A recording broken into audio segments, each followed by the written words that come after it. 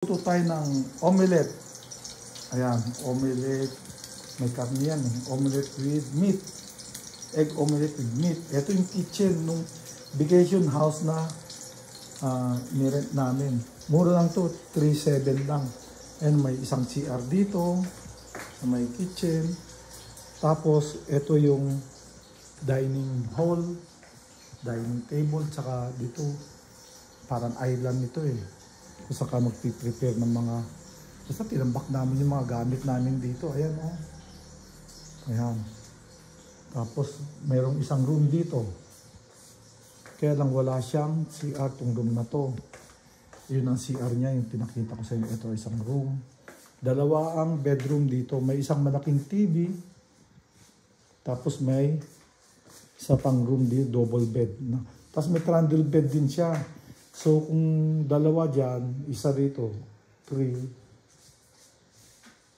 4, tas may 5, pwedeng 5 tao rito sa room na to. Tapos doon tayo sa kabila, sa kabilang room, may dalawang double decker at isang single bed.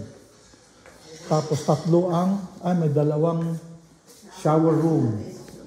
Ayan. Dalawang shower room dito. Buksan natin nga yung ilaw. At saka isang toilet. Ayan. Dalawang shower room. Naka-vlog ako ha. Dalawang shower room. Isang toilet. Dalawang sink. Ayan. May sink dyan. May sink doon. Ako yun oh. Kita nyo ako. Hello. Hi. O, nasa mirror ako. Tapos may dalawang, si Ma'am Delma, may dalawang bunk bed dito. So, 4 na tao na to. May trundle bed pa itong isa. O, di 5 na. Tapos ito may trundle bed, 6. Tapos ito, 7. So, pwedeng 7 tao rito. Murang-mura lang. 3,700. Isang araw.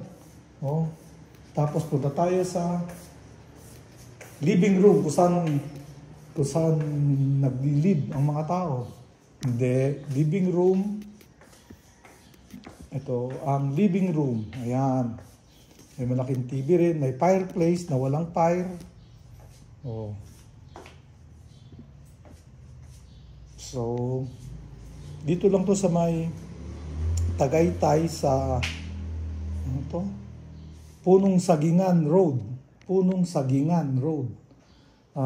Ang daan papunta rito dun sa bypass ng Cavite, bypass ng Tagaytay na Sugbo. Tagaytay, lalagpas sa Mongkwan Tagaytay Alfonso Road, bypass. Kasi kung dadaan ka sa may Aguinaldo, dun sa may Ridge, Tagaytay Ridge, yung highway doon, Aguinaldo Highway, Tagaytay Ridge. Ang traffic, pag long weekend, long holidays and weekend, matraffic. So, ayun. So, ito yung vacation house na nirentahan namin. Ayan, may 2 bedroom na yung isa good for 7 person, yung isa good for 5 person. So mga 12, pwedeng 12 ng tao rito. Tapos lalabas tayo. Natin mali. Ayan.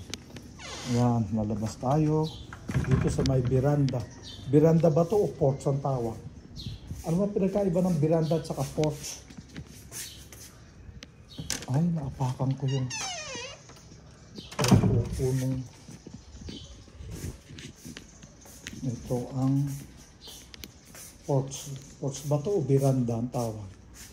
Ayan Tapos dito masarap magkapi-kapi rito habang pinapanood mo yung mga dumadaan na tao. Sa umaga masarap magkapi rito.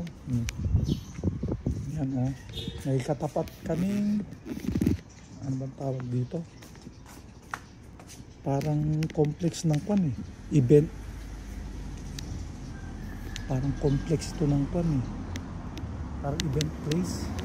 Kasi mayroong restaurant, may apartment. Ayan o. Hotel and spa, essential, sabi. Katapat namin. May apartment 101, The Henry. Like no other. Ayan. So ito yung place na nirentahan namin.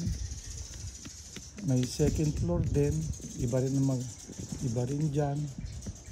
Kasi nahagdanan na sa gilid yung hagdanan papunta sa second floor. Ayan.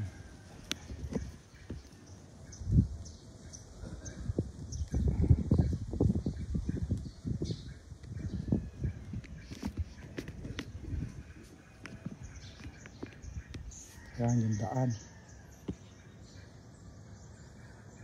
So ang road na to is Punong Sagingan Road. Pag diniretso mo yan, bypass road yan. Pag diniretso mo yan, yung matutubok mo yung bypass ng Tagaytay, Alfonso. Bypass ng Tagaytay, Alfonso. Papuntang Alfonso. Yun yata yung unang bayan ng Batangas, si Alfonso. Ewan kung Cavite pa rin yung Alfonso o Batangas na. So hanggang dito na lang magtatapos ang aming video. Bye bye.